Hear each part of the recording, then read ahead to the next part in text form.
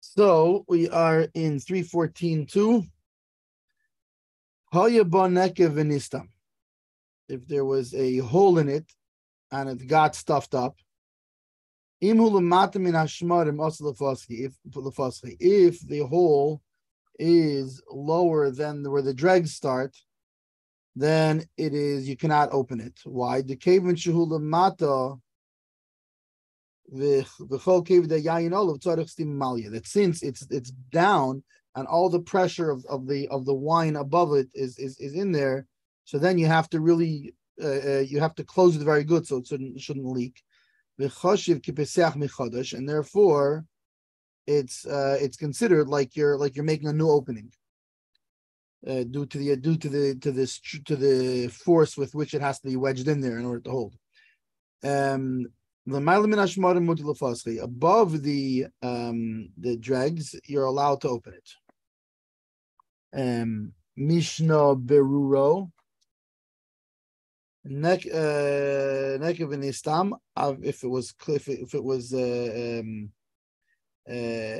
hole and it was stuffed up, afilu haya isi makim habarza.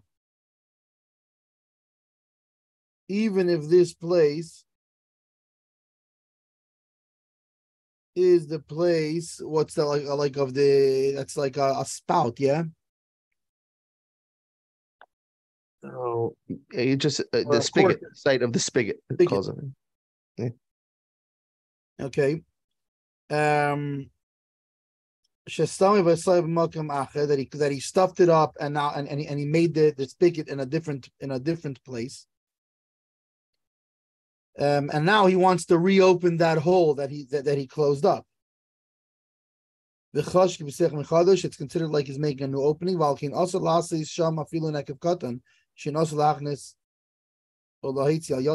And therefore, in other words, it's mamish considered making a new opening. You can't even make a small hole, like we said before. That there's certain cases that you can only make. That only the problem is more so making a hole that you can put in and take out. In this case, even a small hole you can make because it's like making like a new hole, mamish. Right? But if it's above this level, he's allowed to open it. You want to do the notes first? Or? Well, it's just a small. Okay, yeah, they're small ones. Okay, fine, yeah. So meaning he's saying here, the hole that you're making, it doesn't make any difference what size the hole is. If it's a big hole, if it's a small hole, if it's above the place of the dregs, then you would then you're fine, because it's not considered you're making a new opening at all. If it's under this place, it's considered a new opening, and even a small hole you wouldn't be allowed. Nates. So on the side of the spigot, it said you basically that is the piece of wood that's used to plug that outlet in the jug, or the hollow rod that served as a faucet. So in many cases, it was a separate piece you put on or in. It wasn't like right. It wasn't built into the structure of the jug of the container. Like we think of this part of the straw, yeah. The spout, yeah, the shaped spout. This was like a separate thing you put in a pour. Which, by the way, you have those. There are those that they have for wine bottles, so that it like aerates. Like you can just put on the top, and it pours better and slowly, and so it can oxidize whatever. And then there's another note from the Sharatzian. So he said that basically they made the spigot hole in a different place, and now he wants to like reopen the original hole. One might have thought that since the original hole was the side of the spigot, it's viewed as if it is open even after it was sealed, and that it would therefore be permitted to reopen it even if it is below or at the level of the sediment. The Mishnah Berura therefore teaches that's not so. It's clear from the Ramah's comment. This is clear from the Ramah's comment on Sif Dalet, which we'll see. So Shulchan Aruch rules that if a spigot broke such that it's now stuck in the hole and wine cannot be extracted, you can bang against it with another spigot until the first one falls into the jug, and thus position the second one into the hole. Which that kind of reminds me of when people, or like with old corks that like crack off when you're in the middle of like trying to pull it out. So you just knock it into the wine. Maybe a couple pieces of cork will float around, but whatever. So the Ramah qualifies this ruling and states that it does not apply if the spigot hole is level with the sediment. As stated in as we just said. Clearly, then the Rama understands that the case in our passage in Sif base is even where the original hole was the side of the spigot. Prima Gadim questions the Rama's extrapolation from our Sif to the case in Sif Dalid. Here, the spigot hole was permanently sealed. And the owner now wishes to reopen it. In the case in Sif Dalid, the spigot was meant to be removed and put back on a constant basis. So like modern day corks, I would say. The owner did nothing to show that he is not interested in that hole. The Prima Gadim derives from this that aside from the temporary nature of the seal, another element must be in place in order to permit reopening the hole. The seal must be weak. In passage in Siftala, though, the spigot positioned at the level of the sediment must be inserted strongly so the weight of the wine does not push it out. You have all this pressure from the liquid. So it's therefore usher to remove it. See the Labush and see the David. Interesting. Okay, and then on Mishna Berura Yudalid, so he said if it's like making it new, so it's usher even a small one because it's not meant for both insertion and removal of the contents of the jug. So making a hole that serves to either remove the contents of a vessel or to place things inside it is usher derabanan. Again, we're talking about a vessel, so when it's a small kli, basically, right, that's only an usher derabanan. Due to concern that one might make a hole that serves both functions, which is usher deraisa. So sorry, you can't do either one. Because even though technically if it's just one of them, it's fine, Deiraisa. But the Rabbanan said, no, we don't want you doing either one because you might end up doing it for both. And it's also Deiraisa to have it do both. Right. So basically in this case where it's making a new hole. Right. So here we see he's saying it's even also to reopen, right, even just to reopen a single purpose hole right, with sealed strongly, that would be usher. Right. It's not initial opening, just the reopening it, and it's only a single hole, but still the Xavier would fall because you're worried. Yeah, maybe it's reopening. It's still an opening. Reopening is still an opening. In other words, you still have a Derabanan problem, even if you don't have and we're worried it would be both ways. Right. So Moshe Feinstein rules that contemporary milk cartons whose openings are glued shut by the manufacturer. So again, we're talking not with the twist simple cap in the middle, but on the side, the way you would properly pour, you open that up. So it's glued shut. So and then you're supposed to open it and then you fold it out and then it's a spout. Right, like the little for those who don't have those kind of milks regularly, think of like the little Tropicana orange juice boxes. Same thing where you have technically any of those cartons nowadays still have that function, but they added that little screw thing because I don't know, people got dumber, I guess. I don't know. No, but I guess they added the screw thing. They basically added the little twist off cap so that people could reseal it. Golden Farms or whatever, they have like the bigger orange juice thing, and it doesn't have the twist off. Oh yeah, it only has the. Yeah, I think it just has the. That's funny. I can't think of it. The only thing I can picture that still only like has that function are some creams, like some coffee creams, are like that, or like Rich's coffee creamer, the whipped Rich's, which but the milks, the small cream, still come like that still, also. Yeah, interesting. Oh, there you go. So he reasons. And basically, so he says they're glued shut by the manufacturer and reopened, so it's a reopening because they're made the way they're made is open, and they're glued shut by the manufacturer, and then the customer reopens them, thus forming a functional spout. So you can't reopen those on Shabbos. It's a reopening to what we're talking about. He reasons that the opening is comparable to a sealed opening of a jug below the level of sediment, even though it's technically not, right? It's above all the liquid. But he's saying it is parallel to that since the manufacturer seals the opening tightly so that no milk spills out in the event that the cartons are overturned. So it's counted as if it's below the level of the product, even though technically it's above the level of the product. Being that, which is again, this is such a Jewish halachic Talmudic brain of the definition of something. What's is mean? What do you mean below? Because it's above, it's literally simple. No, but when you're pouring it, it's below. Yeah, that's not what that means. When we say it's below the sediment, what do you mean by that? What do you mean by that? And I feel terrible sometimes when I'm talking to my wife and she says something to me, and I do this because I'm trying to understand her. But I'm sure it comes off really annoying to her when I'm always going, wait, what do you mean by that? Like, what do you mean you're upset because I didn't take out the garbage? Like, what do you mean I didn't take out the garbage? What do you mean you're upset? Like, what do you mean? No, I'm not trying to uproot what you're saying. I'm not trying to cheapen it in any way. I just want to understand it better so I know exactly what it is I did wrong. but it doesn't. It makes most people very frustrated. But with halacha, we do this all the time, where we're trying. Wait, what are you talking about? And sort of Moshe is saying it's comparable to what we mean when we say it's below the sediment, is because there's certain ramifications of how it affects what kind of opening it is. Meaning, because there's pressure, it's the tight seal, so that it doesn't spill out, which is so important. That explanation of what does it mean below is why, because you're going to seal it tighter so that product doesn't spill out. So Rabbi Yisrael says, well, if that's the definition, then something, even when it's sealed on top, it's only sealed as tightly as it is so that it doesn't spill out in case it gets turned upside down. Right. So he says, so that then it's the same. So see there as to whether the opening has the status of single or dual purpose opening, since occasionally one pours milk from a different carton, which is almost empty, into a new carton. Right. You marry the bottles, like they say. Yeah. Right. I do that with wine all the time. Just pour, or mashke, like, why have separate open things? Just keep it simple.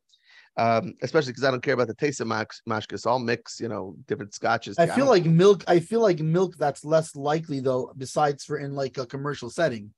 In other words, in a commercial setting, you put out like 5 bottles of milk for the coffee. So now you're going to mix them all. At home, usually you dafka don't open the next one till you because you don't want them. I'm not going to put the older almost spoiled milk into the newer milk that hasn't in some larger families. I think it happens more. Maybe it's more common because when can I know harder when let's say you have 10 or 12 kids are home Shabbos morning and you have one bottle fair. Here and one bottle there. Yeah, complaining. Yeah, the milk is being poured around. No, you got to have multiple on that side and one on this side. Yeah, maybe. My in-laws table, we have a weekly family dinner. There's not one pitcher of water. There's 5 pitchers of water running down the table. So everyone, and you're not getting up and refilling it all the time. So if there was a breakfast, I don't know the last time we did a breakfast together, but let's say it was a Shabbat breakfast or whatever. I'm sure there were multiple bottles of orange juice and milk, cartons of milk and cartons of orange juice and bottles of milk, because we don't do cartons of milk anymore. But yeah, there was like multiples. And then at the end of the breakfast, I can almost picture myself like pouring the orange juice carefully into the other carton, so that instead of having multiple half or 3/4 full, just have, but yeah.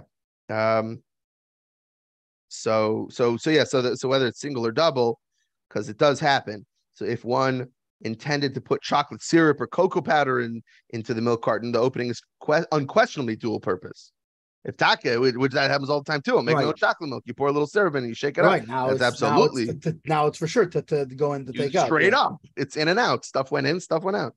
Yeah. And see also footnote D, which is on the next Mishnah Berura. Did you do Mishnah Berura Tezvav? Did I? Yeah.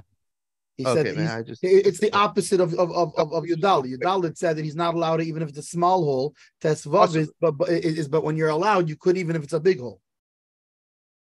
Right. So even if it's a big hole, still, because that one's not a seal, because it's not a seal. Simply understood, Mishnah Berura seems to be saying that one may even reopen a dual-purpose hole that is above the level of the sediment, since it's not considered sealed at all. Chazon Ish indeed rules this way, and see therefore proofs from the discussion in the Gemara. However, the Mordechai quoted in the Beis Yosef, whom Sharatzin here cites as the source for this ruling, strongly indicates that we're referring only to a single-purpose hole. And Tehillah David states that this is the practical law. For discussion, see Mer Harim. Führer. I don't know who that is. Interesting. At any rate, a practical application of this passage is that one may remove sediment that built up in the holes of a salt shaker. Oh, that's interesting. Yeah, so it gets like stuck, nothing's coming out. Right. Since it's not viewed as a strong seal, those holes are certainly only single purpose. I feel like there's some joke or something I'm forgetting where the guy was like, I spilled the salt. Took me hours putting each grain through those tiny little holes. Or like, someone was given the job to fill the salt shaker, and the guy took me forever putting those little things through those little holes. No, you unscrew it and then you fill it up, or from the bottom. So basically, what the Mishnah Berura is saying here is, if you have a dual purpose, you have a deraisa level sort of problem. If you have a single purpose, you have a derabbanan level problem. But here, it has nothing. What it has to do with, is it a seal? Is it's not a seal? If it's not a seal, you don't have not your deraisa level problem and not your derabbanan level problem. Well, so that's one side. But even the derabbanan, kind of hold it is, you have either that problem or that problem. Right. Well, so basically, if there is a seal, your concern, you have to figure out is it one-way or two-way traffic? Right. If there's a concern, if there's a risk that it could be some type of two-way traffic, then you have to be machmir and not do it. But if it's clear that it's only one-way traffic, even though there's a seal, like the salt shaker example or whatever, then fine, you can take a toothpick. No, but the salt shaker example is because it's not a seal. It seems like if it is a seal, he says even a well, he said it's not a strong seal. You can't even make a one-way hole. The way this note is saying is that since it's not a strong seal, because it's single purpose. Right. So it's something. It is a sealed top, whatever, and it is stuck. Let's say the sediment seals it. You can pop open those holes. If it's not a strong seal, he seems to be saying that even a hole that's big enough to do dual purpose.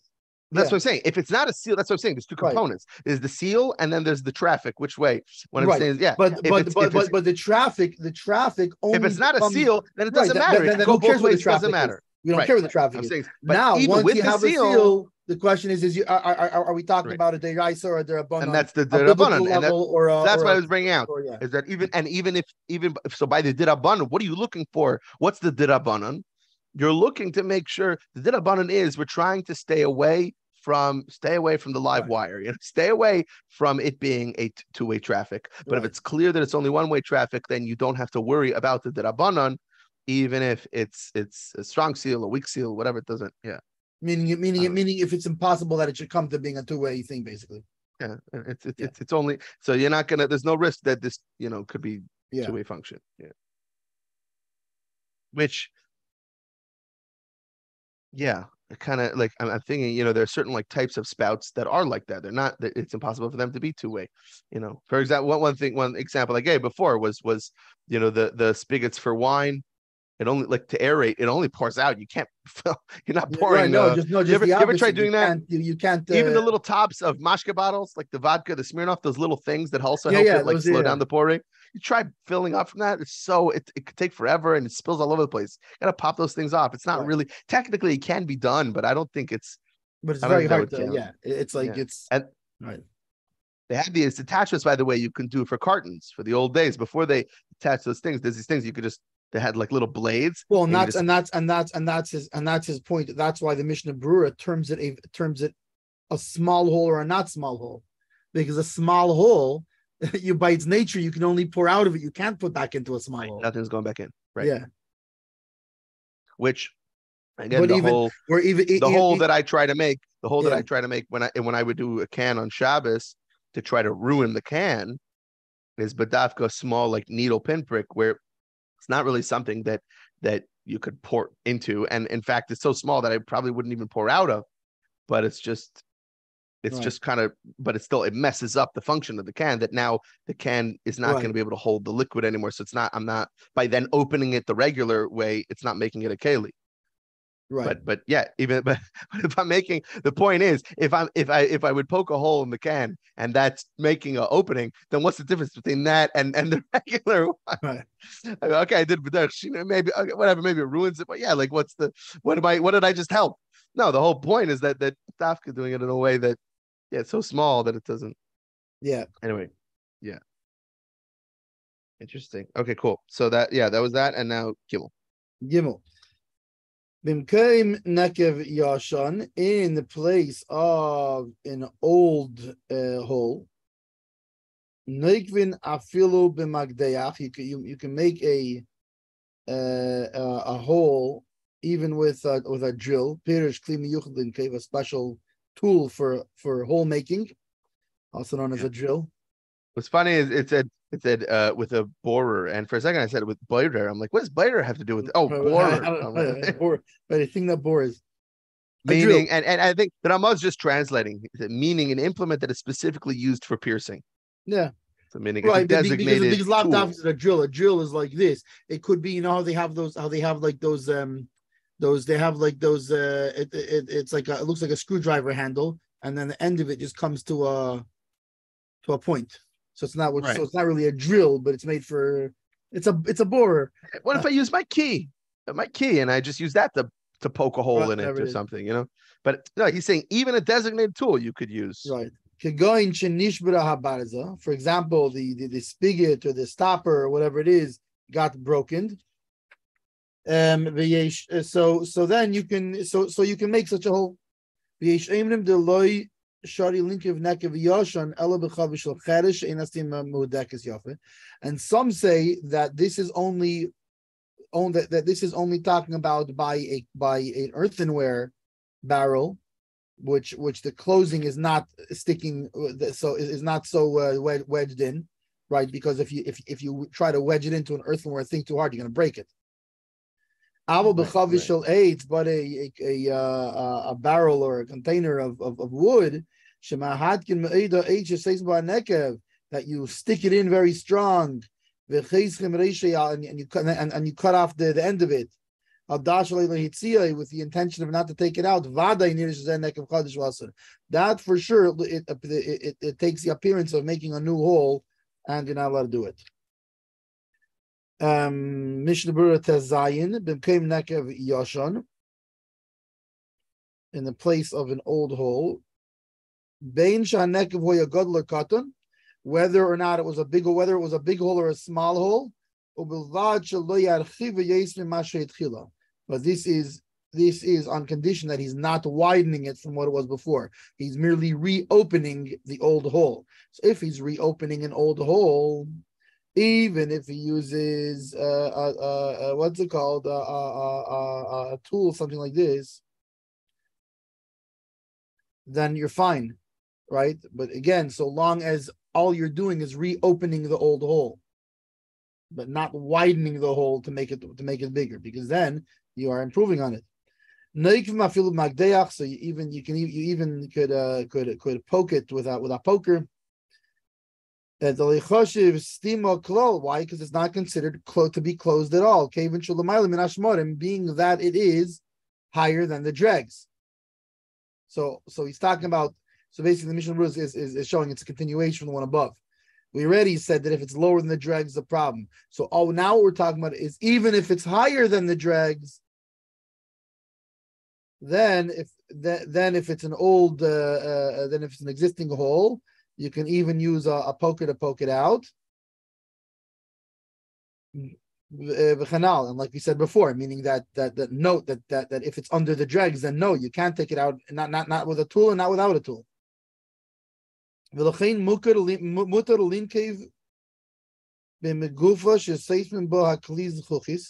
therefore you can poke a hole in a cork that you close up a glass vessel, shekadin shtapki. It's called a shtapki, which it's that's like a stopper, a stopki. Shtapki.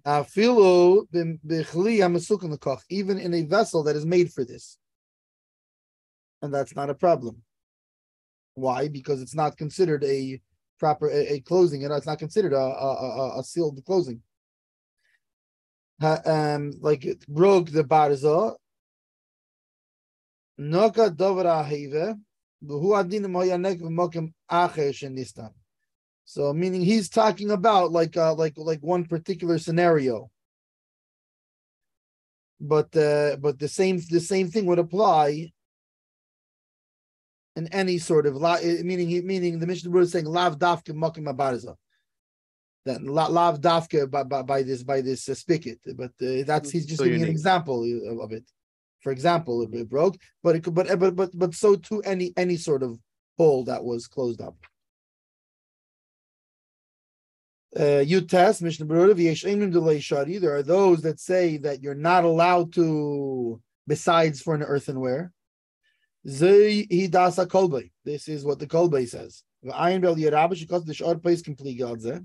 Yerabba says that other Paiskim argued on this. And the Yerabba paskins like them.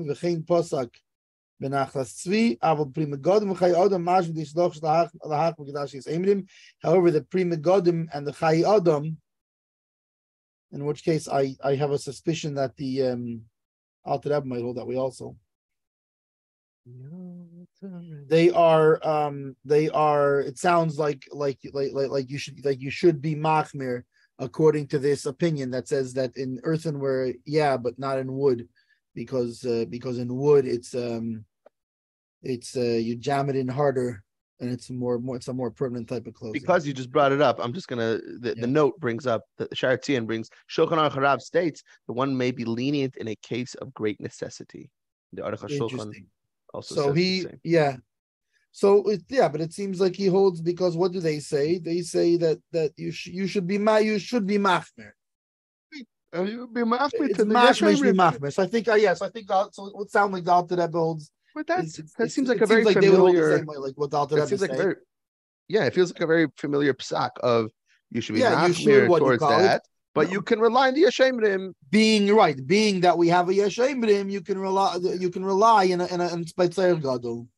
It sounds like a very familiar thing from the Alter Rebbe, like to say that a lot, like where the right thing, the path to take is this, but you can rely on the Yeshayim for. Well, it's like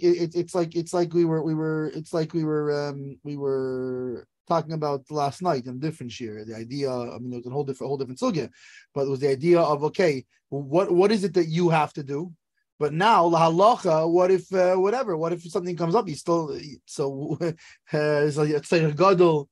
It's people who are just beginning their journey. So now it's not a question of the machmirim; it's a question of what's the basic halacha here. But it still has to be lahalacha, which, by the way, that's the whole debate amongst a lot of people but it still has to be lahalacha. That lahalacha meaning it has to be how people actually paskin.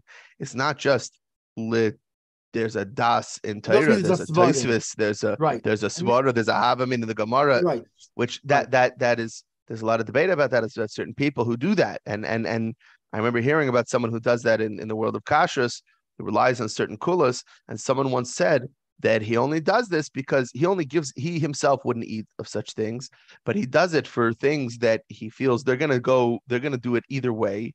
And they're gonna, if not him, they're gonna go to somebody who's not halachically even a kosher rabbi at all. And at all. At least here, there's a das, there's a deya. Okay, at least it's according to somebody. Which is a controversial thing, because at what point, better than actual. Because at what point do you draw the line and say fine, but so let them use so that's exactly what I was leading to. I think there was like, and it connects to what we were saying last night.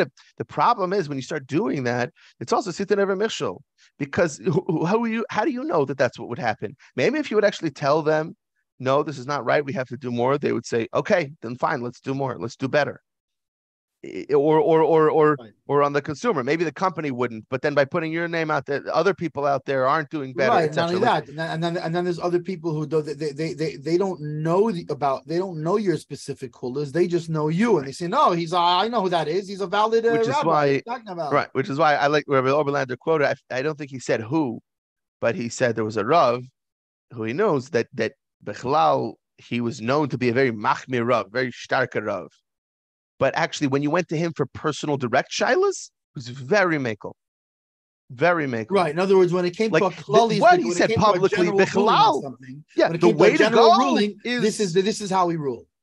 Okay, now for you, now you have a problem. Now you have a problem. Right. This happened, and this thing fell into your pot. Now what do you do? Okay, that's all right. Bechlal, no showers. You should just jump into the mikveh. Oh, wait, for you, it's okay. You could take a few showers a day. It's the summertime. It's hot. Go ahead. Take your time. Go ahead. Use soap. Use body wash. Take a bath. Trust me. I know you. You walked into my office to ask me the question, and I smelled it. Oh, take a bath. even light the candles. Even put on the mood music, even though it's the 9th day. Whatever it takes. It's pashut sakanas nefashos. Yeah. It gets you into the top. No. All right, notes. Yeah, you got to know what's what. Yeah, how to it's very interesting. Brings out a very. But you have to even in other words, it's funny to be machmir is not where it takes where it takes a rov that knows more. It's when it's when it comes to be makel that you have to really know the lines, and you have to really know in what situation it's okay to be and not okay to be. And you have to also, part of it is a backbone because you have to stand. The bottom line is it's halacha. The same time, which is why you need to know more in order to be makel and not cross the line than you do to just be machmir. And to be honest, that's what I've heard about certain rabbanim. When I've heard it talked about the greatness of certain rabbanim, they're not talking about when they said things were machmir aser. It's how they were able to figure out that it was makel and the kulas. I remember Rabbi Levitansky, all of a sudden, being known as someone like that. And someone, there was another Rav who once heard, someone asked him, says, I heard Levitansky said this. And this Rav said, I don't have such big shoulders as Rabbi Levitansky. Like, I don't know. Basically, like, I don't know how he did that, but not saying like, I don't know how he did that. You shouldn't, it's not right. But I don't know the. I'm not as good as him. It means also I don't know under what situation, because remember, once you're getting into those things, absolutely, because the more you get into where you need Hatarian, right, the more all the little details of the exact scenario come into play. And context one matters. and one little, even whatever the theory that went down to it, one little change of one element, and all of a sudden your whole thing is that your whole heter is gone, because you don't have you're missing one element. So yes, that's which is why it's very important. It's not just somebody said it's you have to be able to paskin on every scenario based on the exact specifications of that scenario. That one little thing just remind me of my father was interviewed. There's a short film called Kosher Cop, and it's about my father in Hashgacha. And he says he likes the Columbo method of kashrus. Columbo is a very famous, TV detective. And the whole thing was it'd be this whole case, and at the end, it'd be like as if he didn't figure it out, and he'd be about to leave, and then he'd turn around and go, wait, one more question. And then with that, like one little thing, that one little detail, he'd unravel the whole case, whole thing, the whole mystery. And I was like, one more question, just one more thing. And my father was saying, because that one thing, it could change everything. Right. Suddenly it all changes. Like, so yeah, exactly. Anyway, so speaking of one little things, let's jump into the notes. So first of all, we said the first, the pre-existing hole. The hole was small, whatever, as long as it doesn't expand more than it was initially. We've previously learned that one may not expand an existing open hole due to concern that one might do so in a chicken coop, thereby creating a dual-purpose hole. We said before about poking open a hole in a chicken coop for both air as well as light. If it's just light, that's fine. But if also air, you want it to air out, you want that's where it gets problematic. And then the Mishnah Berura here rules that the same applies to reopening a sealed hole. One may not expand it beyond its original size. This is in contrast to the Beis Yosef, who permits reopening a sealed hole above the sediment level while making it wider than its original size. Pri Megadim explains that since one is not focused on expanding the hole but on opening it, I'm not trying to widen it, I just want it open. We impose no decree due to concern for expanding a hole in the chicken coop. Another reason, which is usually why, that opening should be done without like a measured opening. Just stam, you just poke a hole, you stab it, whatever. Just stam an opening. Another reason is that since holes in a chicken coop are not typically sealed and reopened, reopening a sealed hole bears no resemblance to any comparable act done to a chicken coop. Nonetheless, the Mishnah Berura follows the consensus of Achreinim who forbid it, or Machmir, and it's just too nervous. It's too close to maybe opening that hole that is a two-way street. Okay, so then continued on and said, you can pierce even with a borer or drill because it's not a seal at all, since it's above the sediment, as we said before. So in this Sif, Shulchan Aruch is teaching us that you can even use an implement specifically designed for this. Now Shulchan Aruch rules that one may not grate cheese with a grater, over back in 321:10. As Mishnah Berura explains, although the malacha of toichin, grinding, does not apply to cheese since it does not grow from the ground, rabbinic law forbids using the grater because it's an uvda dechel, a weekday type of activity. Since one is using an implement that is specifically meant for grinding, it resembles using a mortar and pestle to grind spices, which is forbidden by biblical law under toichin. Why then is one permitted to use the berura, which is a tool that is specifically meant for opening holes, to reopen that hole? Sefer Uvdin Dechel, there's a whole sefer on it, sounds awesome, explains that when using a grater, one is performing a full-fledged act of grinding. The only reason there's no violation is because of a technicality. The cheese doesn't grow from the ground, but you're still doing the whole thing. Using a grinding implement for a full-fledged act of grinding is forbidden under Uvdin Dechel. You're doing an action that reopening a hole above the level of sediment, however, cannot even be considered an act of forming a hole because the hole already exists. You're just reopening it. So one may therefore use the berura for that purpose. So that's why basically explaining why it's not uvdin dechel. Even it would seem that you're reopening. You're not making the initial thing. Right. So it's not that uvdin. It's not that action. So we finished off. So what about even a shtapke, whatever it is, shtapki? Yeah. Even an implement that's made for that purpose. Similarly, you can use a corkscrew to release a cork, or a bottle opener to remove a flat metal bottle cap. Shmir Shabbos Kol Chasa. The basic explanation for the permissibility of removing the bottle cap will be discussed in the footnote of Sif Vav. The next one, so the spigot, basically a common instance. Even the same would be true even if it was a different place. It's now sealed up. So Sharatzin says that is the permission to pierce a sealed opening with a boirer does not only apply to a broken spigot, but to any sealed hole that may be reopened. The proof for this is that the Gemara only forbids making a new hole. Yeah, and then finally, and I'm gonna have to jump off. Is Sharatzin and Shulchan Aruch, right? We said basically the some say being machmer by the Shashem.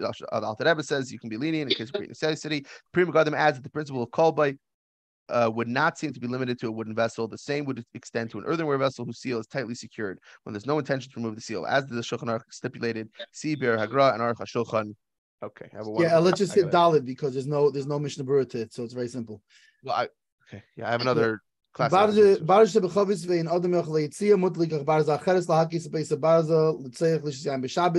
before, in one of the notes, that a spigot that is stuck and you can't take it out, you're allowed to take another spigot and to smack it so that you can drink wine if you needed to drink wine for Shabbos.